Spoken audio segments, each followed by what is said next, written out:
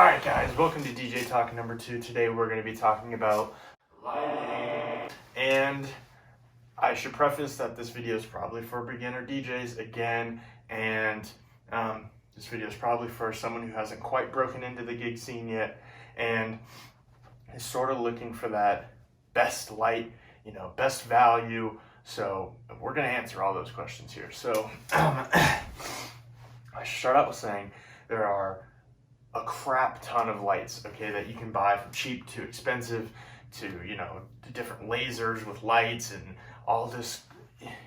We're going to simplify it here for you, okay? We're going to make it super easy for you, okay? Cut and dry. So the first light, in my opinion, that you should buy right out of the gate is a PAR, okay? Now, this is the Slim PAR 56. They make 30 something and a 64. So I think that this light is probably the best bang for your buck because it's so versatile, okay? This light can do a lot of different things for a lot of different situations, okay? So you're at a dance party gig and they want dance floor lighting. Okay, you can put it up right on top of your speaker or on top of your truss, point it down, boom, you got dance floor lighting, done. Okay, you can wire up 4 in a row. These have daisy chain capabilities, power daisy chain capabilities, okay? And you can DMX them on the back to do certain things, or you can DMX them from a separate board, which is what I recommend. These lights also do uplighting. So say you go to an event and it's something a little bit more fancy and they want some uplighting. No dance floor lighting, they want uplighting. Just prop this baby like this, put it right up against the wall, boom, you have uplighting. Done and done. And this, I recommend, you spend around $70 for a good PAR, okay? Because they're gonna last you forever. I've had this specific light for 5 years, okay? And it has not gotten dimmer or anything like that. It is just still rocking. The LEDs in here will last forever.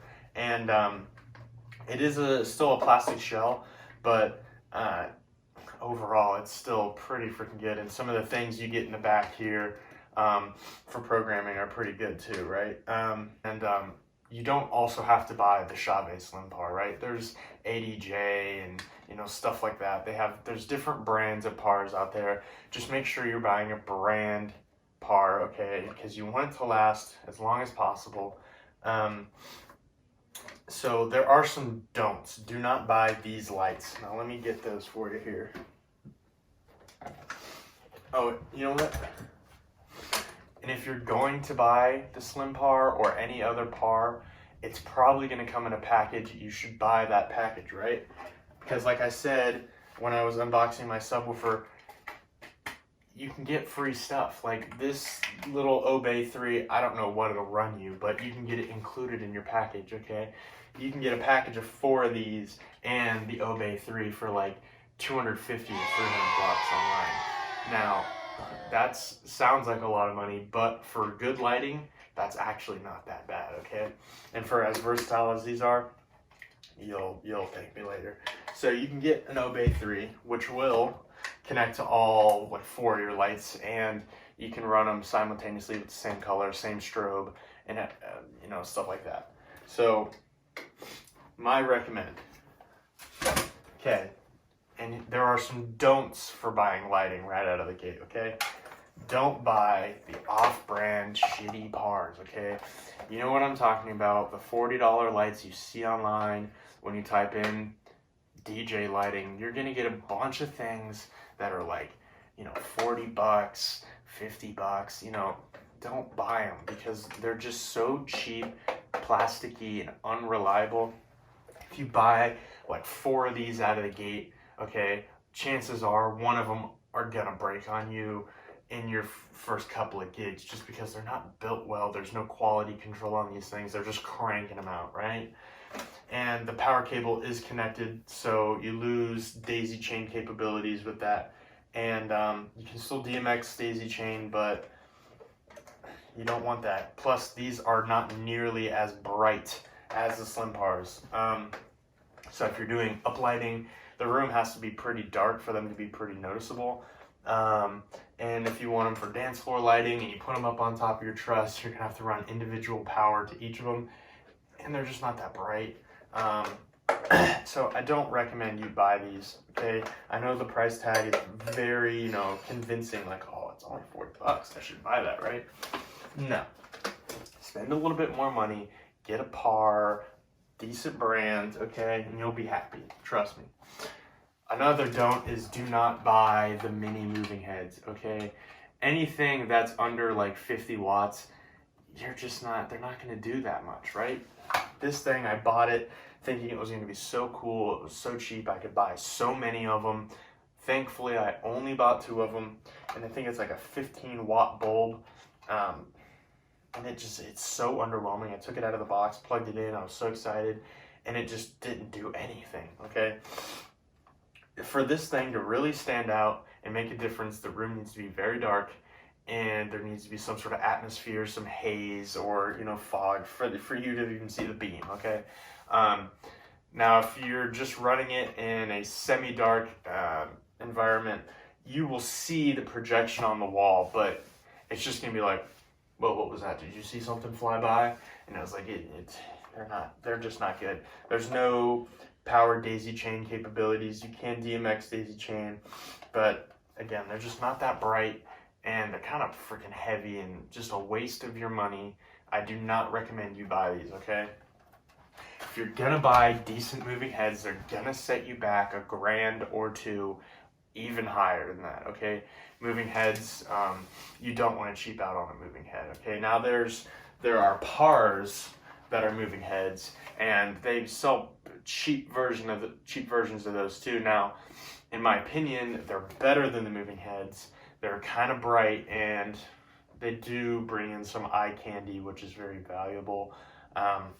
So you can buy the moving heads that are washes. I think those are okay, but again, just make sure that you buy some sort of par, and make sure it's a good brand. These are so, versatile. You'll find yourself using these in a lot of different situations. And another little tip for most DJs is, you buy the pars, and then you're like, okay, now I need to buy a truss to put them on. Whether they're just T-bars or, something big like a 15-foot aluminum truss, which I have. You don't need to buy that. Most DJs don't even realize it, that they have trussing already. Most speakers come with screw holes on top for different reasons. You can fly them or, do whatever with them. But what you can use them for is, if you go to the hardware store, you can buy this screw, or some speakers come with it in the box. But if you buy that screw, you can just take your light here and screw it right on top, just like that. Boom. Point it down at the dance floor, and you have dance floor lighting. And it's so easy, and it's cheap. You don't need to buy a truss, and boom, there you go. So that's my recommendation. If you're buying your first set of lights, I recommend it being a par. Step up from that, you get like lasers and moving heads. Those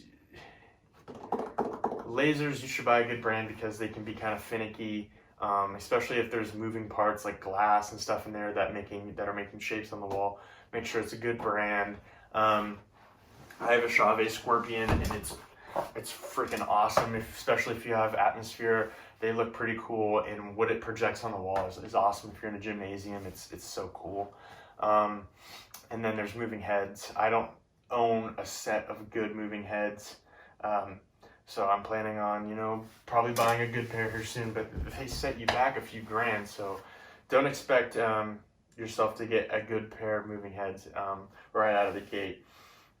Again, this is your moneymaker right here, 100%. Get you a par and make it a good one. So thank you guys for watching. I will see you